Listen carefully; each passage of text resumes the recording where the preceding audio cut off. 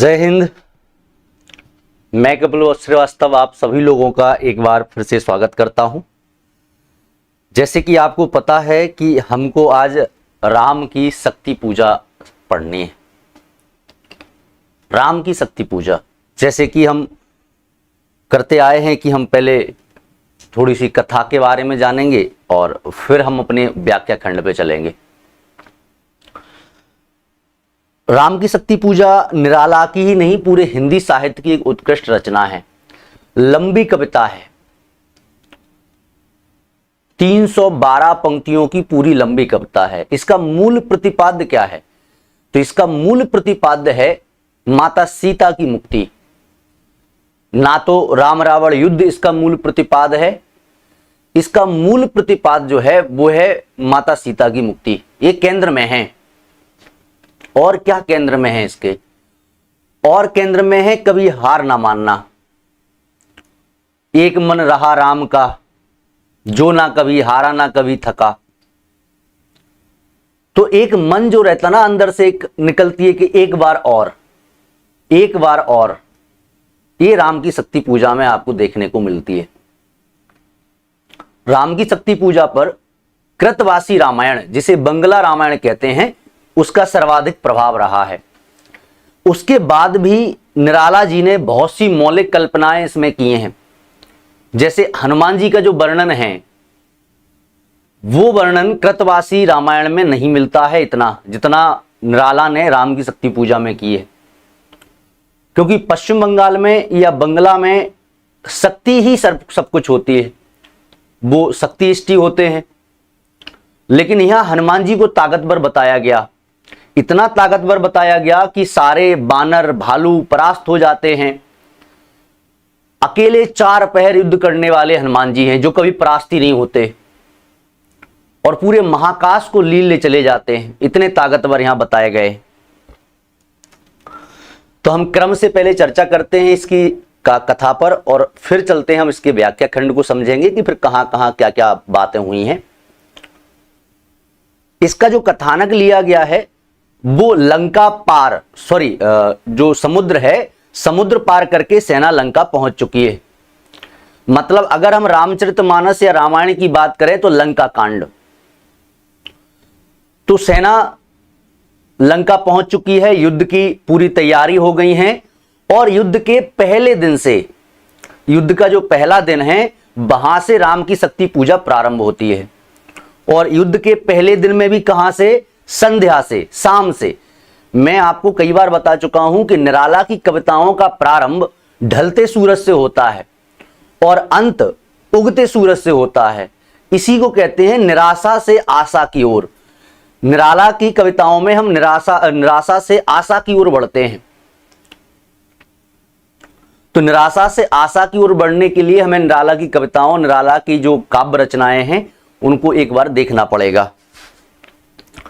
तो युद्ध के भी पहले दिन की संध्या से, जहां युद्ध, आज का युद्ध समाप्त हो गया है क्योंकि संध्या हो गई है, रवि हुए अस्त, तो रवि अस्त हो गया है और यहां पर दोनों सेनाएं अपने अपने घर लौट रही हैं। लेकिन आज के दिन में ऐसा क्या हुआ है? तो आज जो पहला दिन था और जब संध्या हुई, युद्ध करके सेनाएं लौट रही हैं, तो दो सेनाओं में अलग अलग प्रकार के मनोविकार हैं या अलग अलग प्रकार के भाव हैं।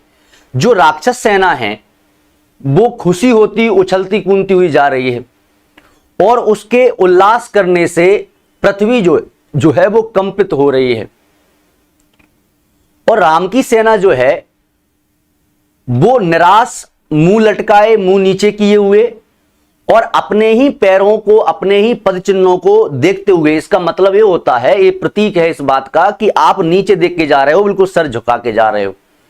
और इसका कारण है कि आज राम की जो सेना है उसका जो पक्ष था वो कमजोर रहा रावण की सेना के। तो रावण की सेना के राम का जो पक्ष रहा वो आज कमजोर रहा, इसलिए वो घायल अवस्था में भी हैं, कई सारे घाव शरीर पर लगे हुए हैं, और बिल्कुल चुपचाप एक के पीछे एक, जैसे बुद्धों का दल नहीं चलता, बौद्ध भिक्षुओं का दल चलता है, ठीक वैसे ही चले जा रहे हैं। राम भगवान कि जो हस्त हैं जहां से वो बाण खींचते हैं, तो ये अंगूठा और हस्त कटिबंध पूरा घायल हो गया है। उन्होंने इतने बाण खींचे हैं कि ये घायल हो गया है। और घायल क्यों हुआ है? क्योंकि भगवान राम के जो बाण थे, जिनसे उन्होंने विश्व विजय की संकल्पना ली थी, जो कभी शत्रुओं से भय नहीं खाया बाण, और वो बाण रावण पर जाकर लक्ष्य भ्रष्ट हो रहे हैं। और लक्ष्य भ्रष्ट क्यों हो रहे हैं? तो लक्ष्य भ्रष्ट इसलिए हो रहे हैं, जो रामबाण कहे जाते हैं, जिनका बार कभी खाली नहीं जाता, अगर एक बार बाण चल जाए तो शत्रु के प्राण हरण करके ही लौटते हैं, ऐसे बाण रावण के पास जाकर लुप्त हो जा रहे हैं। राम बराबर बाण चला रहे हैं, उनके जो बाण हैं वो निष्प्राण हैं, उनमें तेज नहीं हो रहा है। और रावण जो बाण चला रहा है वो बहुत पावरफुल है, बहुत शक्तिमान है। और भगवान राम के वक्ष पर, कंधों पर, हस्त में कई जगह बाण लग गए हैं, और जिससे क्या है कि वहां पर घाव से हो गए हैं। अचानक रणभूमि में ही राम देखते हैं कि एक भूमा मूर्ति किसके लिए कहा गया है? माता शक्ति के लिए। भूमा मूर्ति रावण को गोद में लिए हैं, रावण उनकी गोद में बैठे हैं, और भगवान राम जितने भी बाण चला रहे हैं, वो शक्ति जो है उनकी योगिनियों के द्वारा वो बाणों को निगल लिया जा रहा है। कितने भी शक्तिशाली बाण चला दिए, लेकिन जो भूमा हैं, जो माता शक्ति हैं, वो उनके बाणों को निष्प्राण कर दे रही हैं।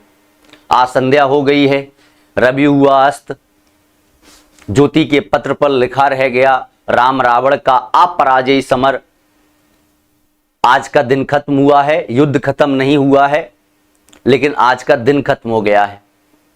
राम आए हैं और अपने शिविर में बैठे हैं, और हनुमान जी, भैया लक्ष्मण, विभीषण, जामवान जी, सुग्रीव, ये सब क्या है? भगवान राम को घेरे खड़े हैं। और वो इसलिए खड़े हैं कि आज जो रण में हुआ और कल अब जो रण में होगा, उसकी कुछ रूपरेखा तैयार की जाए, उस पर विचार किया जाए। भगवान राम के हृदय में यहीं से संशय उठना प्रारंभ होता है, और यहीं से संशय ये होता है कि उनको लगता है कि रावण समर में विजय नहीं होगा, रावण समर में विजय नहीं होगा। क्यों नहीं होगा? क्योंकि उसके साथ शक्ति है। अन्याय जिधर शक्ति उधर।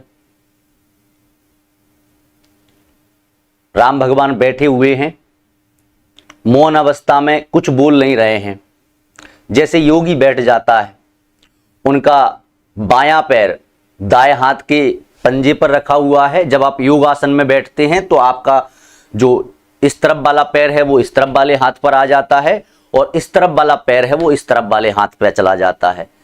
तो इसको दक्षिण और वाम का योग कहा जाता है, दाएं और बाएं, दक्षिण का और वाम का योग कहा जाता है।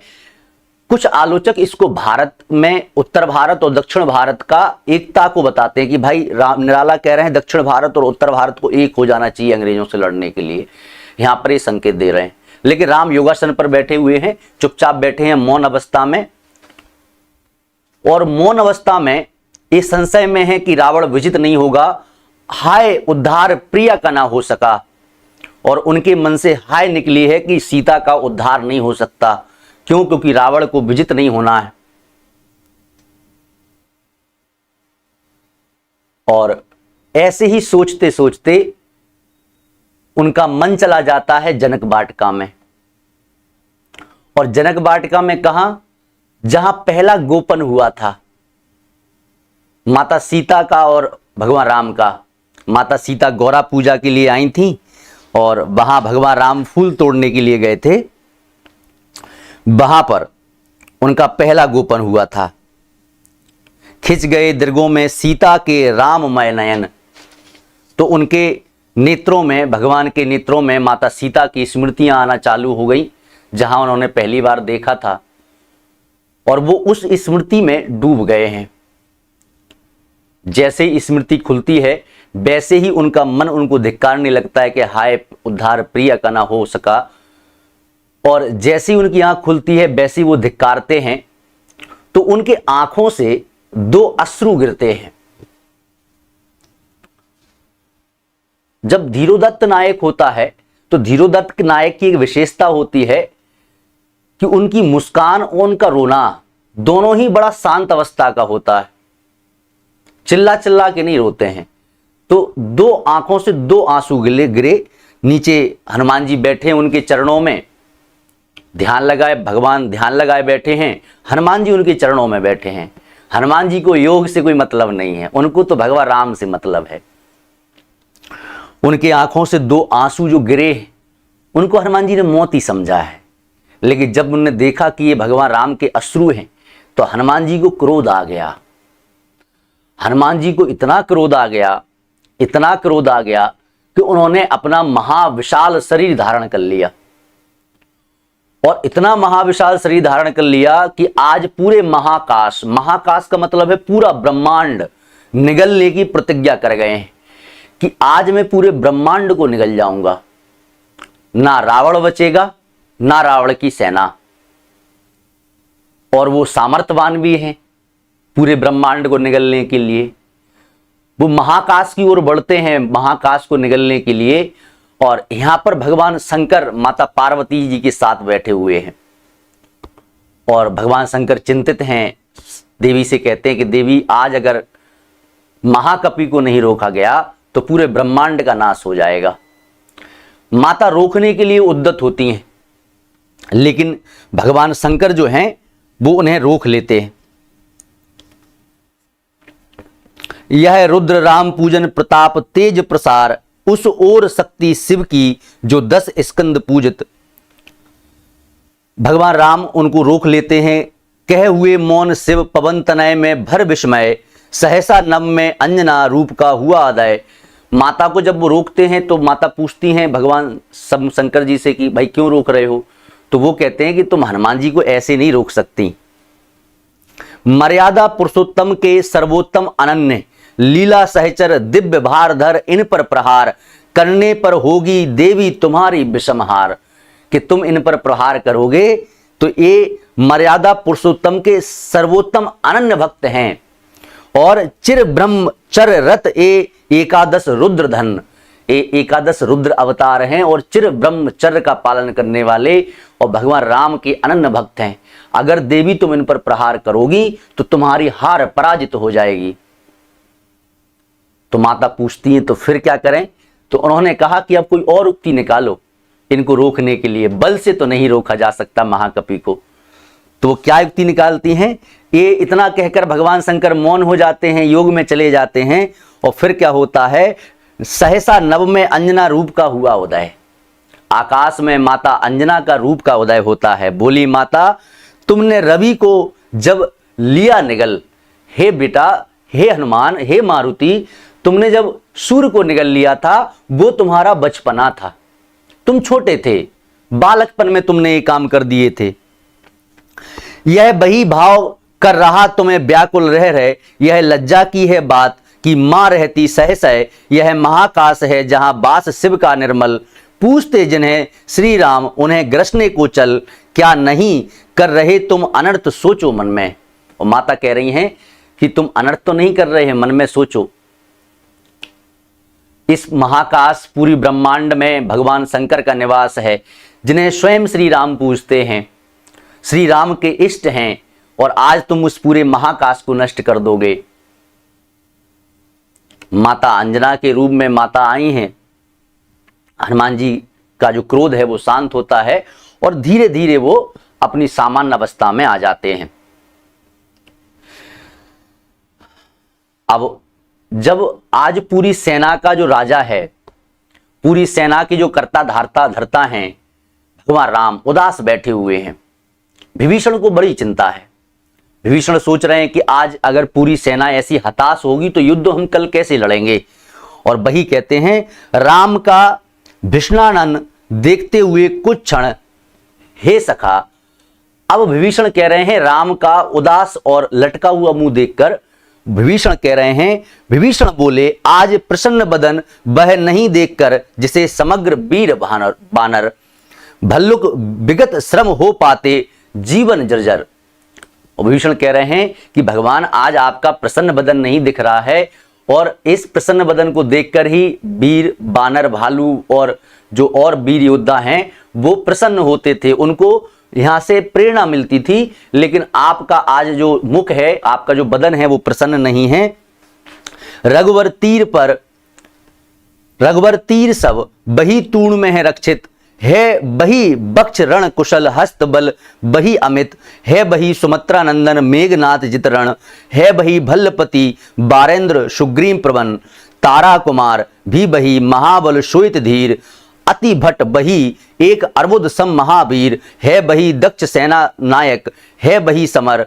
फिर कैसे आज समय हुआ उदय है भाव प्रहर, रघुकुल गौरव लघु हुए जा रहे तुम इस क्षण, तुम फेर रहे हो पीठ हो रहा जब रण समर, कितना श्रम हुआ व्यर्थ आया जब मिलन समय, तुम खींच रहे हो हस्त जानकी से निर्दय, रावण लंपट खल कलमस गताचार, जिसने हत किया मुझे पद प्रहार, बैठा उपवन में देखा देगा दुख सीता को फिर, कहता रण की जय कथा परिषद दल से घिर। और विभीषण कह रहे हैं कि हे रघुनाथ, आप पीठ फेर रहे हो, आपके पास तुड़ी में वही बाण हैं, वही हस्त हैं, वही धनुष हैं, लेकिन तब भी आप रण से पीठ फेर रहे हो। कैसे निर्दय हो आप कितने निर्दय हो, रघुकुल का गौरव छोटा कर रहे हो। तुम्हें कम से कम ये तो सोचना चाहिए कि रावण विजित हो जाएगा तो सीता को वो कितना कष्ट देगा और अपनी विजय को गा गा के सुनाएगा। तो यहां भगवान राम को वो प्रेरणा दे रहे हैं कि नहीं, आपको रुकना नहीं है, आपको लड़ना है, और अब हम समर विजय करने वाले हैं, हमारे सारे योद्धा वही हैं, सब कुछ वही है, फिर आप ऐसे उदास क्यों। तो भगवान जवाब देते हैं इसका कि मैं उदास क्यों हूं। और भगवान कुछ क्षण तक मौन रहकर सहज निज कोमल स्वर बोले, रघुमणि मित्रवर विजय होगी ना समर। भगवान राम कह रहे हैं कि विजय होगी ना समर।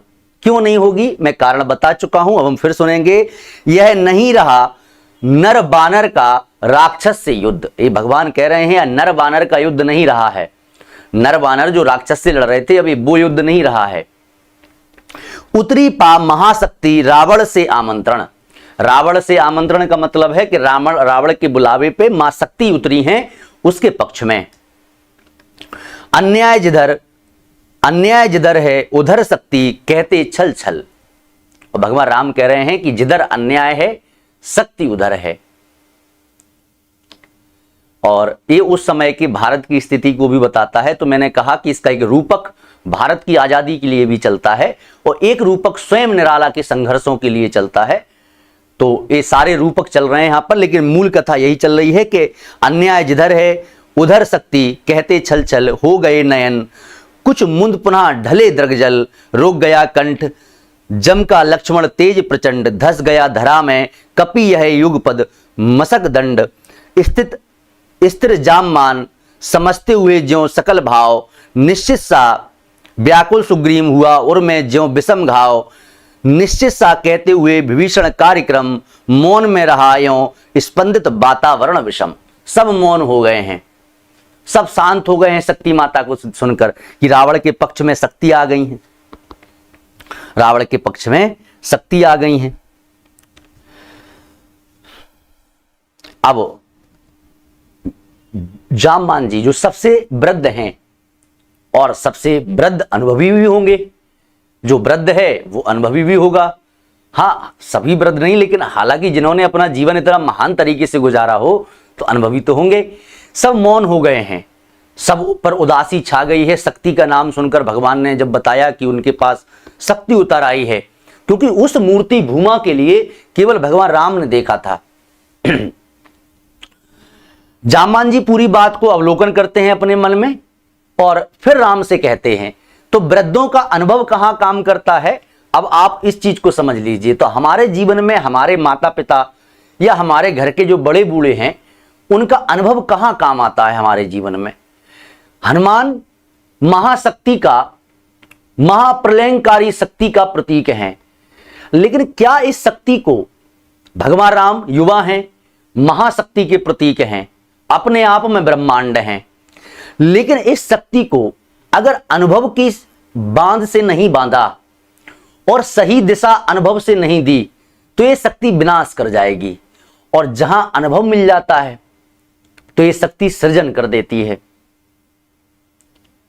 रावण ने अपने वृद्धों की बात नहीं मानी थी तो उसका अब विनाश होगा। राम भगवान जामवान की बात मानेंगे। अब जामवान जी क्या कह रहे हैं, अब आप उसको सुनिए। एक कथन पूछे जाते हैं तो आप इस कदर से समझिए कि आपका जो प्रश्न है वो आपसे बन जाए। क्या कह रहे हैं, कहे हुए भानुकुल भूषण वहां मौन क्षण भर। भगवान राम क्षण भर के लिए मौन हो गए, सब कुछ कह के कि अब ये समर राक्षस और बानरों का नहीं रहा। महाशक्ति उतरी है रावण से आमंत्रित होकर। बोले विश्वस्त कंठ से जामवान। अब जामवान जी क्या बोल रहे हैं, विश्वस्त कंठ से मतलब पूरे विश्वास से भरकर। रघुवर विचलित होने का नहीं देखता मैं कारण। ये विचलित होने का मैं कोई कारण नहीं देखता हूं। भले ही आप कह रहे हैं कि शक्ति उतरी है, सब कुछ है, लेकिन मुझे ऐसा कोई कारण समझ में नहीं आ रहा जिससे विचलित हुआ जाए। हे पुरुष सिंह तुम भी यह शक्ति की करो धारणा।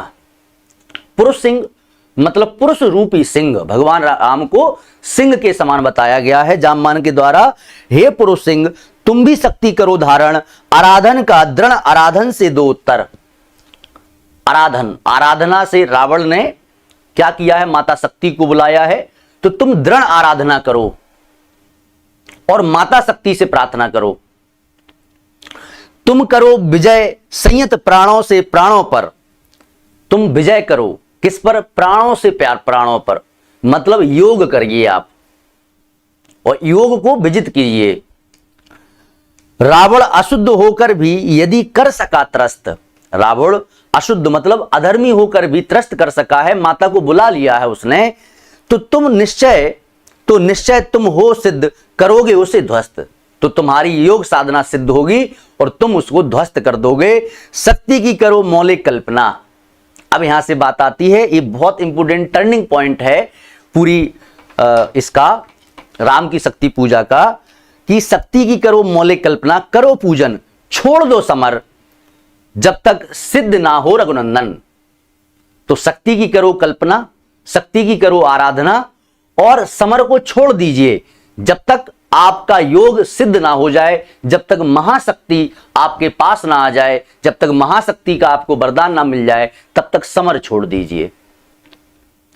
अब समर छोड़ना हानिकारक है, रावण को कौन रोकेगा।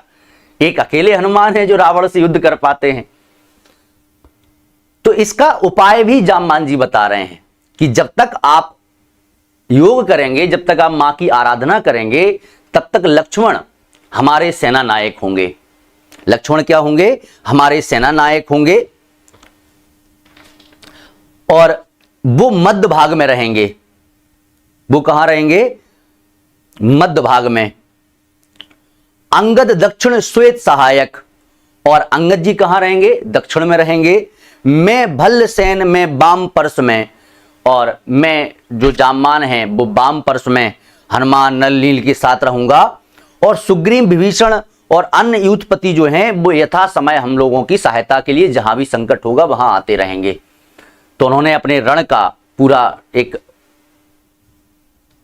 नियम बना लिया कि हम कैसे कैसे लड़ेंगे। और भगवान आप क्या कीजिए, आप आराधना कीजिए। भगवान राम ने जब उनके वचन सुने तो भगवान राम का हृदय प्रसन्न हुआ और उन्होंने जामवान का आभार व्यक्त किया। खिल गई सभा उत्तम निश्चय है भल्लनाथ, कह दिया वृद्ध को मान, राम ने झुका माथ। तो वृद्ध को भगवान राम ने मान दिया है और अपना माथा उनके सामने झुकाया है। अब भगवान राम यहां उद्यत होते हैं और वो आंखें बंद करके खोलते हैं तो जो सामने पर्वत दिखाई दे रहा है, अब वो पर्वत दिखाई नहीं दे रहा भगवान को, अब वो महाशक्ति दिखाई दे रही है, मां दुर्गा स्वरूपणी दिखाई दे रही हैं। पर्वत में उनको मां दुर्गा, विशाल दुर्गा दिखाई दे रही हैं। और नीचे जो सिंधु है जो गरज रहा है, अब वो शेर दिखाई दे रहा है मां को, भगवान राम को, सिंह के समान गर्जन कर रहा है। और भगवान राम कहते हैं कि जाम्बान जी ने मुझे सिंह पुरुष कहा है, इसलिए मैं मां का सिंह बनकर ही मां की आराधना करूंगा। और भगवान राम अपने आप को मां शक्ति का सिंह, मां शक्ति का वाहन, मां शक्ति की शक्ति सिंह को मानकर मां की आराधना करने चले हैं।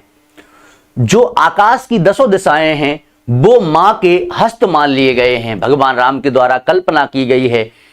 क्योंकि आराधना करने के लिए हमको आलम्बन चाहिए होता है जिसका ध्यान लगाएंगे।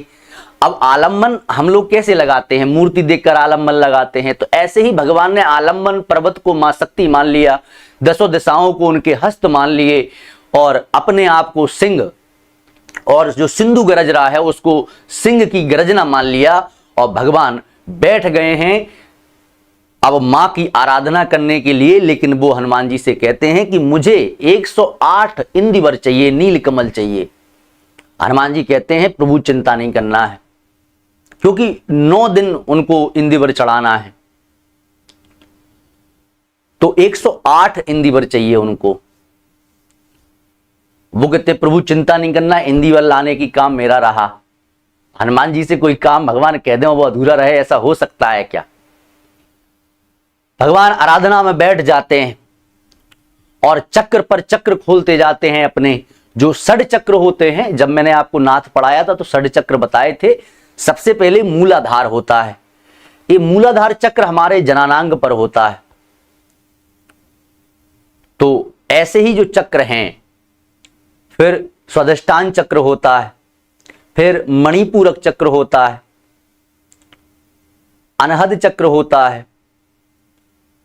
तो ऐसे ही चक्र खुलते हैं और हमारा जो यहां पर होता है इसको कहते हैं हम आज्ञा चक्र। ये जब खुल जाता है तो इंसान की जो मेमोरी है, याददाश्त है, वो इतनी बढ़ जाती है, इतनी बढ़ जाती है कि उसको सभी शक्तियां याद आ जाती हैं। और जब ये खुल जाता है तो व्यक्ति परमात्मा बनने की ओर अग्रसर हो जाता है, उसमें अखंड शक्तियों का वास आ जाता है, उसके सोचने मात्र से पृथ्वी कंपित होने लगती है। और जब लास्ट चक्र ब्रह्म चक्र खुल जाता है तो इंसान स्वयं ब्रह्म बन जाता है, सारी शक्तियों का पुंज हो जाता है। भगवान राम आज्ञा चक्र पर पहुंच गए, भगवान राम आज्ञा चक्र पर पहुंच गए और लगातार दृढ़ आराधन होता चला जा रहा है। जैसे जैसे दिन बढ़ रहे हैं भगवान की, वैसे वैसे योग साधना बढ़ती जा रही है, भगवान की योग साधना भी बढ़ती जा रही है। लेकिन शक्ति के द्वारा भगवान की परीक्षा तो ली जाएगी। अंतिम दिन है, आज 108 इंदिवर चढ़ाने हैं, आज 108 इंदिवर चढ़ाने हैं। यह अंतिम जप ध्यान से देखते चरण युगल, राम ने बढ़ाया कर लेने को नील कमल। आज इंदिवर चढ़ाने हैं, भगवान ने आंखें बंद करके हाथ बढ़ाया है इंदिवर लेने के लिए। कुछ लगा ना हाथ, हुआ सहसा स्थिर मन चंचल। इंदिवर दिखाई नहीं दे रहा, कुछ भी हाथ नहीं लगा, और स्थिर मन जो आज्ञा चक्र पर पहुंच गया था अब वो कैसा होने लगा है, संशय में घिरकर अस्थिर होने की कगार पर आ गया है। जबकि आज्ञा चक्र पर जो पहुंच जाए उसको संशय कभी होता नहीं है, लेकिन यहां पर स्थिति ऐसी बन गई है कि अब वो उनका जो आराधना पहुंच गया था अब वो खुलने वाला है। ध्यान की भूमि से उतरे खोले पलक विमल। भगवान ध्यान की अवस्था से बाहर आए हैं और उन्होंने अपने नेत्र खोले हैं। देखा वह रिक्त स्थान, यह जब का पूर्ण समय, आसन छोड़ना असिद्धि भर गए नयन द्वय। भगवान सोच रहे हैं कि इंदिवर लेने के लिए मुझे आसन छोड़ना पड़ेगा, और आसन छोड़ूंगा तो जितनी आराधना की है वो आराधना व्यर्थ हो जाएगी। और कोई सेना यहां पर कोई है नहीं जिससे मैं बोल दूं कि इंदिवर लाओ, सब युद्ध कर रहे हैं। और भगवान यहां पर धिक्कारने लगते हैं और भगवान कहते हैं, धिक जीवन जो पाता ही आया, धिक जीवन को जो पाता ही आया विरोध, धिक साधन जिसके लिए सदा ही किया शोध। जानकी हाय उद्धार प्रिय का ना हो सका, वह एक और मन रहा राम का, जो ना कभी थका। जो नहीं जानता दैन नहीं जानता विनय, कर गया भेद वह माया वरण प्राप्त कर जय, बुद्धि के दुर्ग पहुंचा विद्युत गति हत चेतन, राम में जगी स्मृति हुए सजग पा भाव प्रसन्न तुमन। तो भगवान राम धिक्कार रहे हैं कि धिक जीवन जो पाता ही आया विरोध, आज मेरी साधना का अंतिम दिन था, उसके पहले ही इंदिवर चले गए और अब जानकी का उद्धार नहीं हो सकता। और इतना सोच रहे थे, चूंकि आज्ञा चक्र पर पहुंच गए थे, इसलिए स्मृतियां इतनी तेज हो जाती हैं, इतना बुद्धि तेज हो जाती है कि उनको याद आ गया। क्या याद आया कि एक क्षण उनको अपनी मां याद आ गई हैं। तो देखिए जीवन में मां का महत्व भी देखिए आप, अनमोल है। मां दुर्गा की पूजा कर रहे हैं और मां दुर्गा की पूजा बिना मां के संभव कैसे है, क्योंकि इस पृथ्वी पर महतारी तो वही है, शत्रुनाशनी मां दुर्गा स्वरूपा। उन्हें याद आता है अपने मां का, यह उपाय कह उठे राम ज्यों मंत्रित घन, कहती थी माता मुझे सदा राजीव नयन।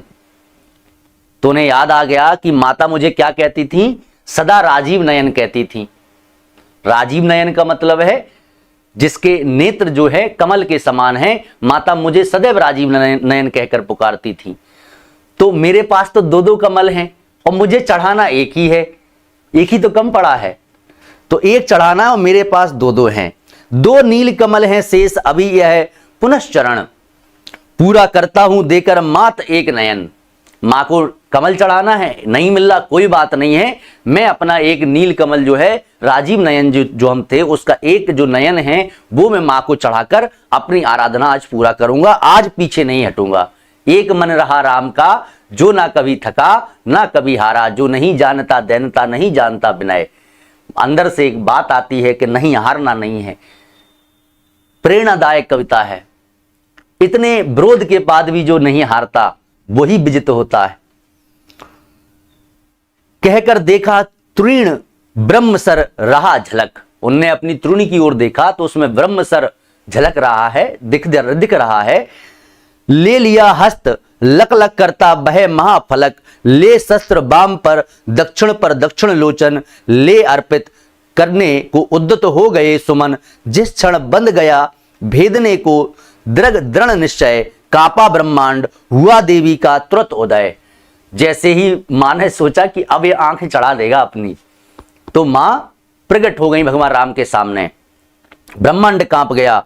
अब मां क्या कह रही हैं, तो मां कह रही हैं दुर्गा माता जो शत्रुनाशनी है, सिंह वाहिनी है, उनका प्रकट हुई है वो, और वो अब कहने जा रही हैं साधु साधु साधक धीर धर्म धन्य धन्य राम।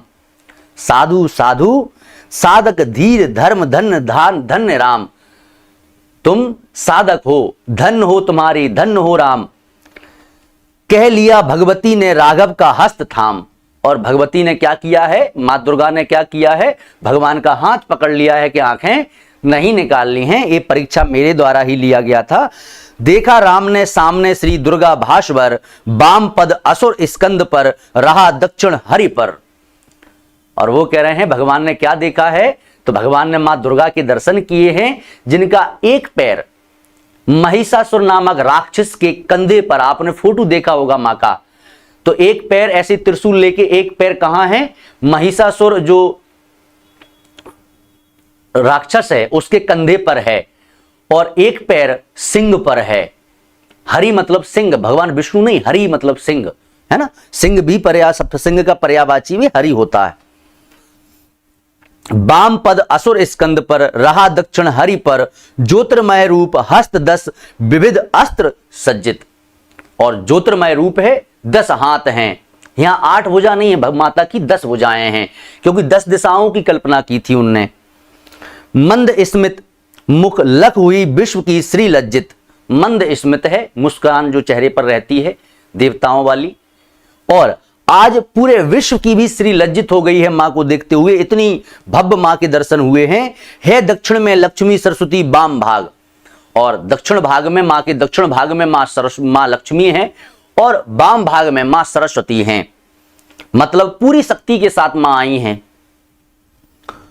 दक्षिण गणेश कार्तिकेय बाएं रण रंग राग, और माता का जो स्वरूप लग रहा है वो आज रण वाला लग रहा है। मां अपनी पूरी शक्ति के साथ आई हैं, लक्ष्मण जी भी हैं और देव सेनापति कार्तिकेय जी भी हैं, और उनको देखकर क्या लग रहा है, रण रंग राग, मतलब जैसे रण का राग बज रहा हो। मां पूरी शक्ति से आई हैं, पूरी शक्ति के साथ पधारी हैं। मस्तक पर शंकर, पद पद्मों पर श्रद्धा भार, श्री राघव हुए प्रणत मंद ईश्वर बंदन कर। और मस्तक पर श्री शंकर भगवान विराजमान हैं, जिनके मस्तक पर शंकर हैं, और पद पद्मों पर श्रद्धा भार, और जिनके चरणों में भगवान राम अपने श्रद्धा सुमन अर्पित कर रहे हैं। और भगवान राम उनको देखकर दंडवत हो गए, और इतने पर मां प्रसन्न हुई। और मां ने यहां पर दो अंतिम पंक्ति कही हैं, जो इसकी अंतिम पंक्ति है पूरी कविता की। होगी जय हे पुरुषोत्तम नवीन, कह महाशक्ति राम के बदन में हुई लीन। और मां कहां विलीन हो गई हैं, राम के बदन में। मां स्वयं राम के बदन में लीन हो गई हैं, जबकि रावण को कहां बिठा लेती मां, गोद में। और यहां शक्ति किस में विलीन हो गई है, भगवान राम में। रावण जी के पास जो शक्ति थी वो शक्ति एकांगी थी, क्योंकि वो शक्ति जो थी वो वैदिक तरीके से मां को नहीं बुलाया गया था, तंत्रोक्त शक्ति के माध्यम से बुलाया गया था, इसलिए एकांगी शक्ति थी। लेकिन भगवान राम ने जब योग के माध्यम से मां की कल्पना की, मां की आराधना की, वैदिक पद्धति से मां की आराधना की, तो मां यहां अपनी पूरी शक्ति, मतलब मां लक्ष्मी, मां सरस्वती, भगवान गणेश और सेनापति कार्तिकेय जी, मतलब पूरे युद्ध सामग्री के साथ आई हैं और भगवान राम के मुख में विलीन हो गई हैं। होगी जय हे पुरुषोत्तम नवीन, कहती हुई महाशक्ति राम के बदन में हुई लीन। और यहाँ पर खत्म हो जाता है। यहाँ पर राम रावण के युद्ध को बताना था ही नहीं, यहाँ राम के संशय, और उस संशय पर राम भगवान का विजय पाना। रावण पर विजय पाना मुश्किल नहीं था, मुश्किल था भगवान राम को अपने संशय पर विजय पाना। इसलिए रामविलास शर्मा कहते हैं कि जितनी महान राम की विजय, जितनी महान राम का संघर्ष है, उतनी महान राम की विजय नहीं है। तो इस जीवन में जब आप विजय प्राप्त कर लेते हो ना, वो आपको महान नहीं बनाती, आपको महान बनाता है उस विजय तक पहुंचने का संघर्ष। वो संघर्ष ही अनुभव देता है और वही अनुभव आपको महान बनाता है। तो महान हमेशा संघर्ष होना चाहिए, विजय अपने आप महान हो जाएगी। तो वही रामविलास शर्मा कह रहे हैं कि जो राम का संघर्ष है वो महान है, इतनी महान उनकी विजय नहीं है। तो इसमें ना तो विजय बताई गई, ना राम रावण का युद्ध भी नहीं बताया गया। एक दिन के युद्ध का वर्णन है, वो भी संध्या का युद्ध का वर्णन वो भी नहीं है, लौटने का वर्णन है। प्रारंभ कहां से होता है, रवि हुआ अस्त ज्योति के पत्र पर लिखा रह गया, लिखा अमर रह गया राम रावण का अपराजय समर। यहां से प्रारंभ होता है।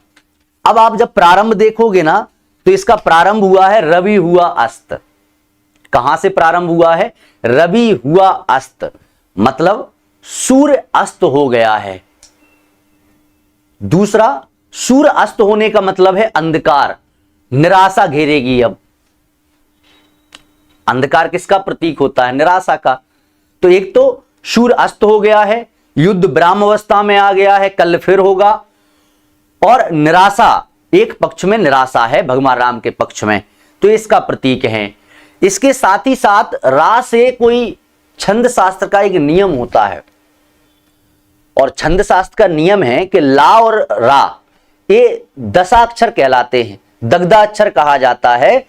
और कोई भी छंद का प्रारंभ रा से नहीं होता है छंद शास्त्र में। और जब रा से प्रयोग हम किसी छंद का प्रारंभ करते हैं तो उसको दशाक्षर कहा जाता है। आप गण को देखेंगे ना तो 8 गण होते हैं, या माता राजभान सलगा। तो रा और ला को हम दशाक्षर कह देते हैं, दग्धा अक्षर कहा जाता है छंद शास्त्र में। इसलिए रा से मुख्यतः छंदों को प्रारंभ नहीं किया जाता। लेकिन कहते हैं ना, निराला तो वही करते थे जो सबसे अलग था, इसलिए तो निराला को किसी ने बांध नहीं पाया। और निराला जी ने दसदा अक्षर से, दग्धा अक्षर रा से छंद का प्रारंभ किया है, रा से कविता प्रारंभ की है। तो अगर आपको कभी पूछ लिया जाए कि राम की शक्ति पूजा कहां से प्रारंभ होती है, तो दग्धा अक्षर से प्रारंभ हो रही है।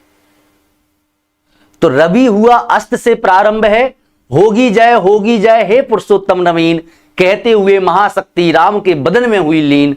तो कहां खत्म होती है, जहां शक्ति वरदान दे देती है कि तुम्हारी जय होगी, जय होगी, जय होगी। और प्रारंभ कहां हो रहा था, तो प्रारंभ हो रहा था हताशा से, निराशा से, है उगलता अमानिशा। तो अमानिशा का मतलब है अमावस्या जो है, अंधकार जो है, उसके लिए आया है। तो मैंने आपको राम की शक्ति पूजा यथासंभव पूरी बता दी है। मुझे लगता है कि अब आपको व्याख्या की कोई आवश्यकता ही नहीं है। क्या अब मैं आपको एक एक पद की व्याख्या करूं, जो मैं तब से सुना रहा था? आप मुझे कह सकते हैं और मैं आपकी बात जरूर मानूंगा। अगर आपको कहीं कोई दिक्कत है तो बता सकते हैं क्या?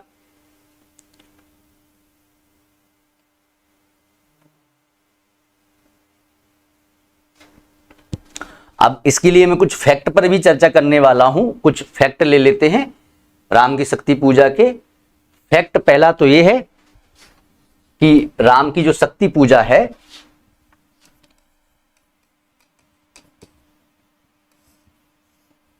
ये 1936 की कविता है। कब की कविता है? 1936 की। ये कैसी कविता है? लंबी कविता है, लंबी कविता है। ये कहां संग्रहित है? अनामिका,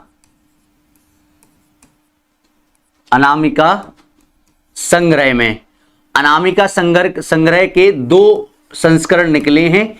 एक निकला था 1923 में, ये पहला संस्करण है, और एक निकला था 1938 में, ये दूसरा संस्करण है। तो राम की शक्ति पूजा कहां पर संग्रहित है? अनामिका के द्वितीय संस्करण 1938 वाले में। बहुत बढ़िया, बन जाएगा। अब हम शब्दार्थ पढ़ लेंगे, बन जाएगा। शब्दार्थ यहां पूछा कम जाएगा, आपसे पंक्ति पूछी जाएगी कि ये किसने कही। तो मुक्ता विभीषण की जो मैंने बताई थी कि वो कह रहे थे कि रघुकुल कौरव लघु कर रहे हैं भगवान आप, और आप समर को पीठ दे रहे हैं। और आप सोचो कि अगर रावण जीत गया तो माता सीता को वो कितने कष्ट देगा। ये विभीषण जी की पंक्ति हैं। एक बात है हमेशा याद रखना कि यहां पर पूरी राम की शक्ति पूजा में केवल 2-3 लोग का ही वाचन वक्तव्य हुआ है। तो जब ऑप्शन में लक्ष्मण जी आए तो सबसे पहले आप ऑप्शन को रिमूव कर दीजिए। लक्ष्मण जी इस पूरी कविता में कहीं नहीं बोले हैं।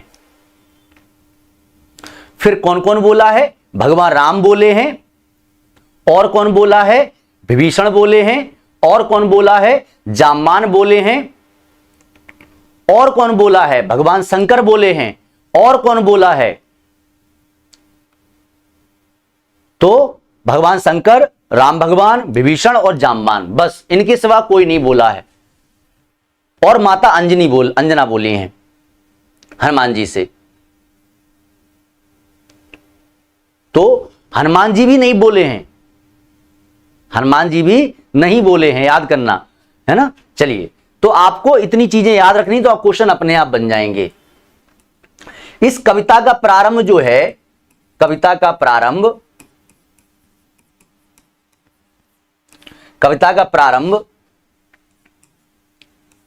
दग्धाक्षर से होता है। दग्धाक्षर किसे कहते हैं? रा को। अगर कोई छंद का प्रारंभ रा रथ से हो रहा है, जैसे यहां हुआ रवि हुआ अस्त, तो दग्धाक्षर कहा जाता है। तो प्रारंभ दग्धाक्षर से होता है। रवि अस्त मतलब दिन अस्त होने से होता है।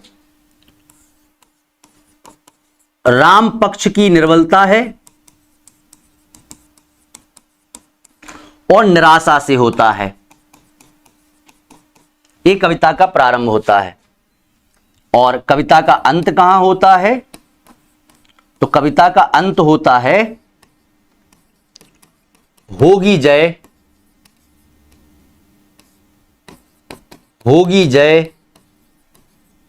हे पुरुषोत्तम नवीन।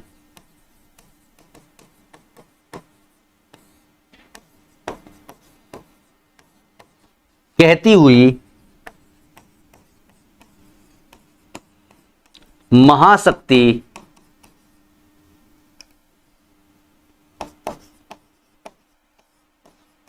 राम के मुख में हुई लीन, राम के बदन में हुई लीन।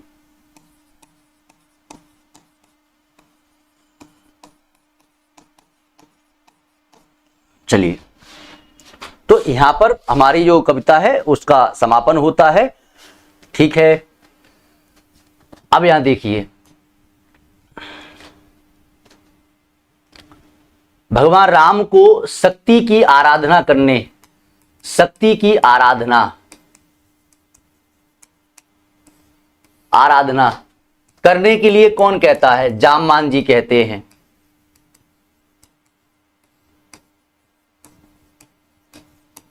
जामवान जी कहते हैं।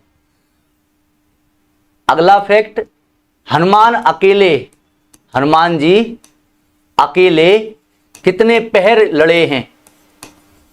कितने पहर लड़े हैं? तो ये है 4 पहर। 4 पहर का मतलब 12 घंटे होते हैं।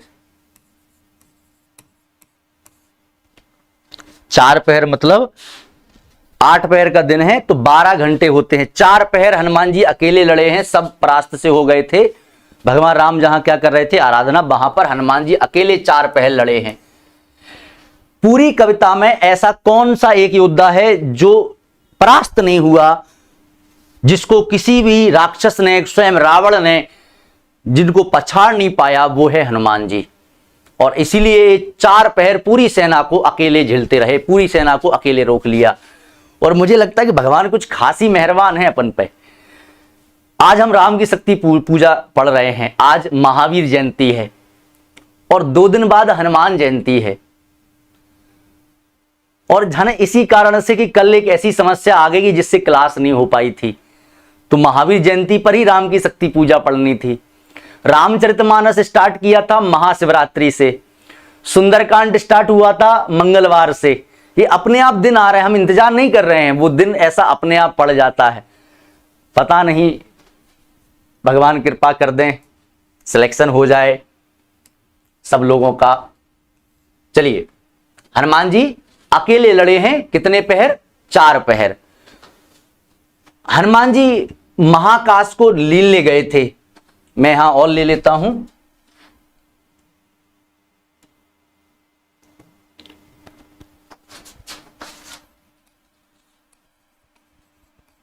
हनुमान जी महाकाश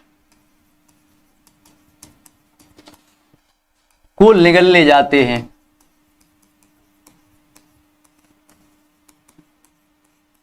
और इन्हें रोकता कौन है? तो इन्हें रोकता कौन है? तो इन्हें रोकता है, कौन रोकता है? माता अंजनी। और माता अंजनी नहीं है वास्तव में, माता अंजनी के रूप में कौन आया है? मां पार्वती। मां पार्वती। हनुमान जी के वर्णन में किसने हनुमान जी का वर्णन किया है? तो शिव जी ने क्या कहा था? चिर ब्रह्मरथ, ब्रह्मचर रथ। और क्या कहा था इनके बारे में? पुरुषोत्तम राम के अनन्य। तो शिव जी ने कहा था, हनुमान जी के बारे में, और क्या कहा था? 110 रुद्र, 110 रुद्र हैं, 110 रुद्र हैं। हनुमान जी के बारे में इतना कहा था उन्होंने।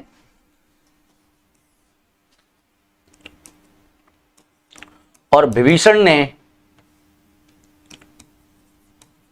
भगवान राम के से क्या कहा?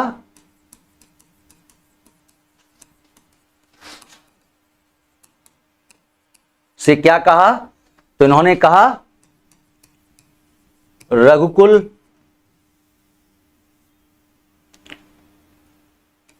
दे रहे पीठ दे रहे पीठ जब विजित होने को है रण, होने को है समर। तो आप पीठ दे रहे हो जब समर विजित होने का है। युद्ध क्षेत्र में भूमा की मूर्ति किसने देखी थी? तो युद्ध क्षेत्र में भूमा मूर्ति किसने देखी थी? भगवान राम जी ने।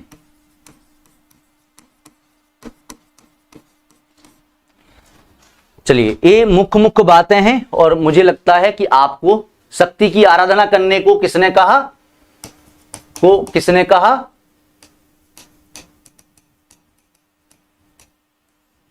तो जामवान जी ने कहा। और माता भगवान राम को क्या कहती थी? माता मां कौशल्या, मां कौशल्या। राम जी को क्या कहती थी? राजीव नयन।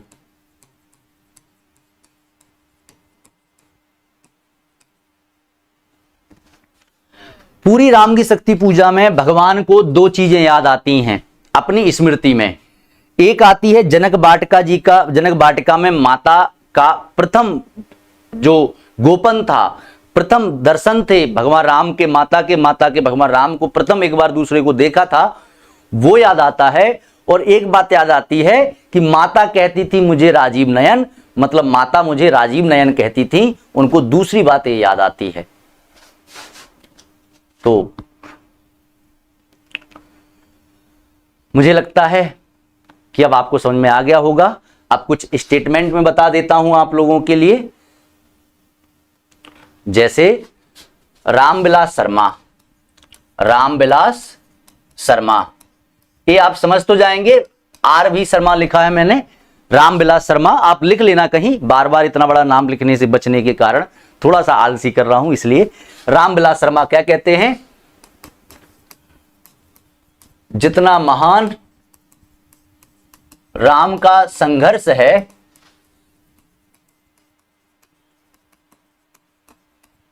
उतना महान, उतनी महान राम की विजय नहीं। और रामविलास शर्मा जी ही आगे कहेंगे कि राम की शक्ति पूजा, राम की शक्ति पूजा सरोज स्मृति और तुलसीदास, इन दोनों का सार तत्व है। सार तत्व कौन है? राम की शक्ति पूजा। तो आपसे पूछा जाएगा कि राम की शक्ति पूजा किन दो कविताओं का सार तत्व है? तो सरोज स्मृति, सरोज स्मृति में ये अपने आप को धिक्कारते हैं निराला, धिक में पिता जो कुछ भी तेरे हित में कर ना सका, अपनी पुत्री के लिए कहते हैं, पत्नी मनोहरा के लिए कहते हैं कि बचा नहीं पाए हैं। तो वो अपनी व्यथा वहां बता रहे हैं और यही संशय, यही व्यथा निराला जी की वहां चलती है। लेकिन राम की शक्ति पूजा, सॉरी, तुलसीदास में वो भारत का सांस्कृतिक राष्ट्रीय उत्थान के लेकर आगे बढ़ते हैं। तो इन दोनों का जो सार तत्व है वो किसमें आता है? वो आता है राम की शक्ति पूजा में। और राम की शक्ति पूजा में जय होगी से खत्म होता है और वहां फिर तुलसीदास की कविता स्टार्ट होती है 1938, और उसमें वो अपने देश के प्रति, अपने आजादी के प्रति संघर्षरत हैं। उनका मन नहीं हार रहा, वो नहीं मान रहे तुलसीदास जी के माध्यम से उन्होंने अपनी पूरी काव्य यात्रा और भारत की स्वतंत्रता यात्रा को आगे बढ़ाया है। तो ये राम की शक्ति पूजा दो कविताओं का सार तत्व है। ये कौन मान रहा है? ये रामविलास शर्मा जी मान रहे हैं। एक गंगा प्रसाद पांडे हैं, गंगा प्रसाद पांडे, और इनका मानना है कि जो संघर्ष राम का है राम का नहीं है, ये किसका है? स्वयं निराला का है। संघर्ष स्वयं किसका है? निराला का है।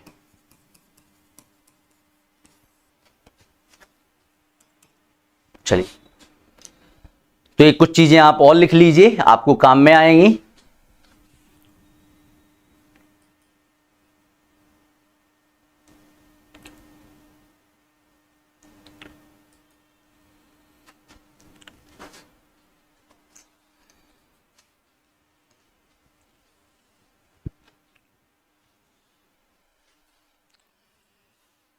अब याद रहे, कल जो हमारी क्लास होगी मॉर्निंग में, उसमें हम 2-3 कविताओं के बारे में चर्चा करेंगे। एक तो बादल राग, दूसरा जागो एक बार फिर, क्योंकि इनकी मैं आपको स्टोरी सुनाऊंगा। स्टोरी सुनने से क्या होता है, कविता के क्वेश्चन बन जाते हैं, कैसे भी हो, याद नहीं होती है कविताएं, आपको बस इनकी स्टोरी सुनना है। और मूल मूल जो ऐसे तथ्य जहां हम इन चीजों पर चर्चा कर रहे हैं, ऐसे ही तथ्यों पर चर्चा कर लेंगे जहां से प्रश्न बनते हैं।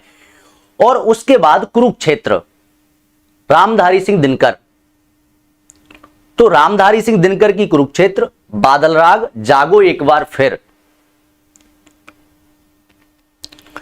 और कभी कभी मुझे लगता है कि शायद Madhya Pradesh assistant professor net JRF के लिए मैं अकेला एकमात्र ऐसा तो नहीं हूं जो हर कविता को पढ़ा रहा है, जबकि इतनी कविताएं कोई पढ़ाता नहीं है, नोट्स देते कि हाँ ठीक है भाई पढ़ लेना, कुछ ज्यादा नहीं है।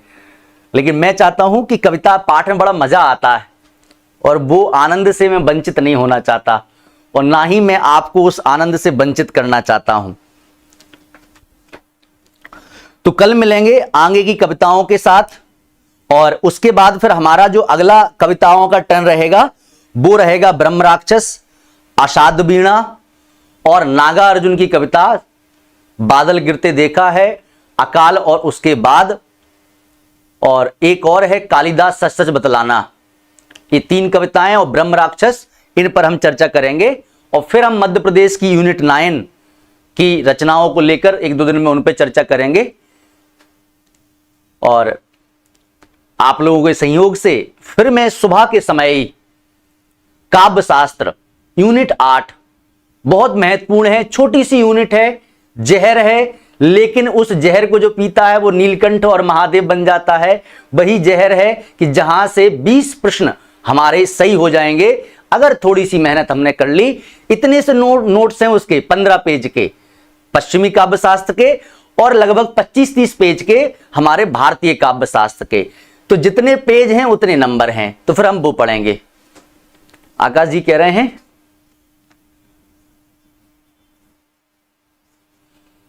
बहुत बहुत धन्यवाद आकाश जी, बस आपके प्रश्न बन जाएं, ऐसे ही प्रश्न बनते रहें, ध्यान से आप पढ़ते रहो, मुझे इससे ज्यादा और कुछ नहीं चाहिए। चलिए मिलते हैं अपन लोग कल बाकी की कविताओं के साथ, जो छोटी छोटी कविताएं हैं उनके मुख्य फैक्ट के साथ और उनकी व्याख्या के साथ। तब तक मुझे आज्ञा दीजिए, मैं पूरी पीडीएफ आपको भेज रहा हूं, हालांकि इसमें राम की शक्ति पूजा पूरी लगी हुई है, तो आप राम की शक्ति पूजा को देख लेना। भाषा व्यवस्थित नहीं लगी है रामचंद्र शुक्ल जी को, और रामनरेश त्रिपाठी ने मंत्र झाड़ने का सांप कह दिया है। तो मैं भेज देता हूं, अगर आप इसको पढ़ें। वैसे नोट्स मैंने आपको दे ही दिए हैं, तब भी ये वाली मैं डाल देता हूं। धन्यवाद, जय हिंद, जय भारत, और महावीर जयंती की आप लोगों को बहुत बहुत शुभकामनाएं।